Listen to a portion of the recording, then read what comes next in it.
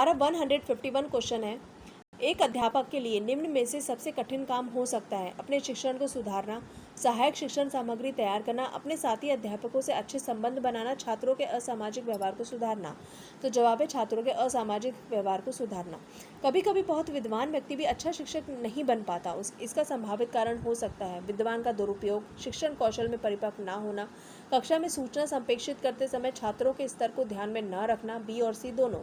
तो जवाब है बी और सी दोनों। अध्यापकों संगठन का दायित्व होना चाहिए शिक्षकों तथा सरकार के बीच मध्यस्थ बनकर काम करना, शिक्षकों की समस्या पर विचार करना तथा उन्हें दूर करने का प्रयास करना, हड़तालों एवं रैलियों का आयोजन करना, सरकार पर दबाव डालना। तो जवाब है शिक्षकों की समस्या पर विचार करना तथा उन्हें दूर करने का प्रयास करना। हमारा 154 क्वेश्चन है, यदि कोई छात्र अध्यापक के निरंतर प्रयास के बावजूद बार बार कक्षा में फेल हो रहा है तो इसका संभावित कारण हो सकता है छात्र की बुद्धि औसत से बहुत नीचे होना, अभिभावकों का उस पर ध्यान न देना, छात्र का उद्दंड होना, ये सभी। तो जवाब है छात्र की बुद्धि औसत से बहुत नीचे होना। यदि कोई छात्र अपनी आशा से कम अंक पाता है तो उसे क्या कहकर सांत्वना देंगे? हो सकता है तुम्हारे उत्तर अति विचित्र होने के कारण परीक्षक को समझ में न आए हों। परीक्षा में अंक कम मिलने के पीछे परीक्षक की लापरवाही भी हो सकती है। तुम्हें अपने परिश्रम में विश्वास रखना चाहिए, ये सभी।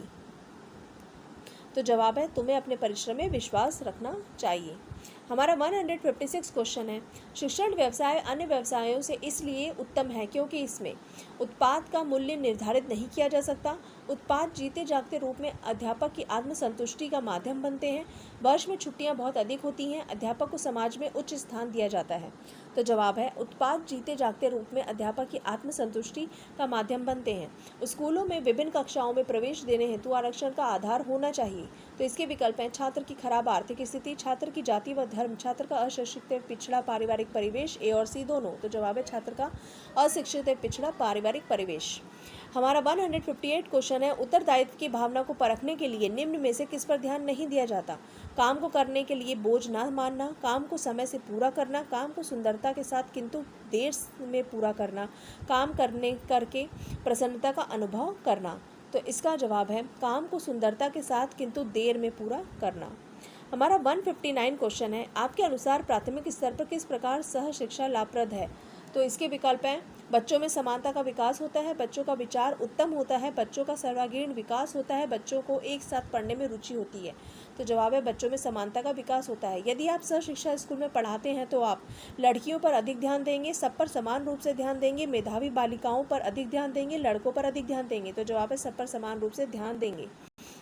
हमारा 161 क्वेश्चन है, शिक्षकों के अधिकारों की रक्षा के संबंध में आपके विचार में शिक्षकों का यूनियन होना चाहिए, शिक्षकों के अधिकारों का सम्मान हमेशा से होता रहा है, शिक्षक के अधिकारों की रक्षा समाज की जिम्मेदारी है, शिक्षक अधिकार एक्ट होना चाहिए। तो जवाब है शिक्षक के अधिकारों की रक्षा समाज की जिम्मेदारी है। शिक्षण समस्याओं को हल करने की जिम्मेदारी आपके अनुसार किसकी होनी चाहिए? प्रधानाध्यापक की, अभिभावकों की, शिक्षकों की, किसी की भी नहीं। तो जवाब है शिक्षकों की। असामाजिक लोगों के साथ आपका व्यवहार होता है मिलनसार के रूप में, सुधारक के रूप में, आलोचक के रूप में, सामान्य के रूप में। तो जवाब है सुधारक के रूप में। हमारा 164 क्वेश्चन है,